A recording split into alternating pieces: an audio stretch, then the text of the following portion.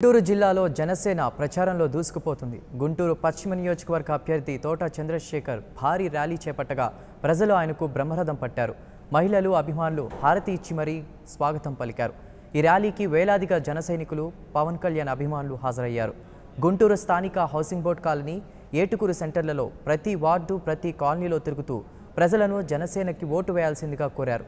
అలాగే జనసేన మేనిఫెస్టో గురించి చెప్తూ ప్రచారం సాగించారు. ఈ క్రమంలో పార్టీలోకి వచ్చిన వారిని సాదరంగా ఆహ్వానించి జనసేన కండువా కప్పారు తోట చంద్రశేఖర్.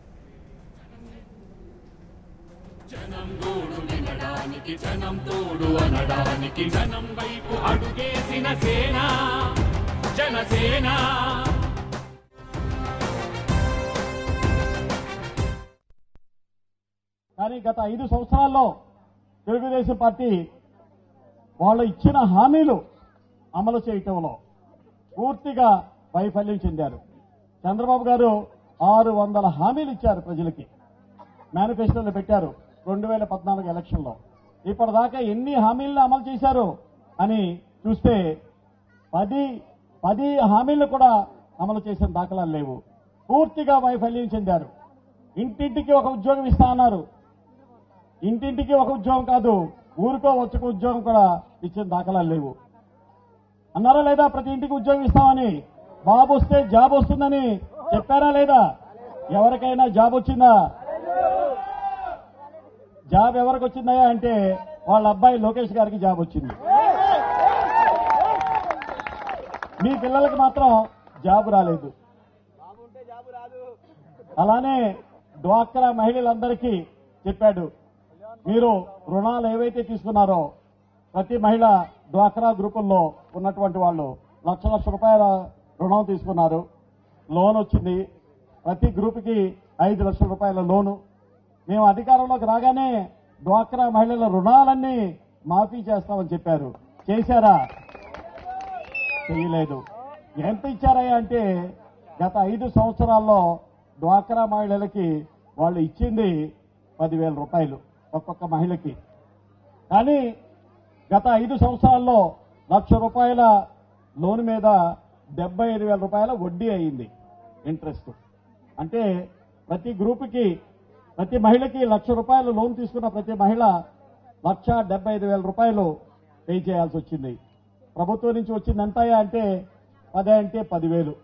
ఇప్పుడు పసుపు కుంకం పేరుతో 10,000 సాయలం చూపిస్తున్నారు. 75,000 రూపాయల ఇంట్రెస్ట్ పే చేశాము, అసలు పే చేయలేదు.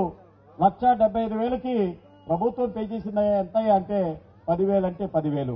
ఇది కళ్ళల్లో దుమ్ము కొట్టడం కాదా అని మేము అడుగుతున్నాము. పోనీ ప్రతిపక్షంలో వైఎస్ఆర్ కాంగ్రెస్ పార్టీ ఉంది. జగన్మోహన్ రెడ్డి గారు పోయిన ఎలక్షన్లో చెప్పారు, మేము వస్తే అది చేస్తాం ఇది చేస్తామని. గత 5 సంవత్సరాల్లో ఏ సమస్యనైనా జగన్మోహన్ రెడ్డి గారు కానీ వైఎస్ఆర్ కాంగ్రెస్ పార్టీ కానీ పరిష్కరించిందా అని నేను అడుగుతున్నాను. ఒక్క సమస్య అంటే ఒక్క సమస్య.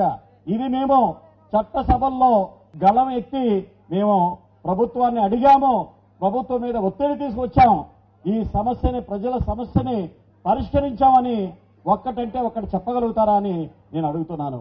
గత 2 సంవత్సరాలుగా జగన్మోహన్ రెడ్డి గారు పాదయాత్రలు చేసుకుంటూ చట్టసభలకు వెళ్లకుండా వాళ్ళ 67 మంది ఎమ్మెల్యేలని గెలిపించి మనం పంపిస్తే ఒక్కళ్ళంటే ఒక్క ఎమ్మెల్యే అసెంబ్లీకి వెళ్లకుండా, ప్రజల సమస్యల్ని పట్టించుకోకుండా, ప్రజల సమస్యల మీద గళం ఎత్తకుండా వాళ్ళు పాదయాత్రలు చేసుకుంటూ తిరుగుతున్నారు.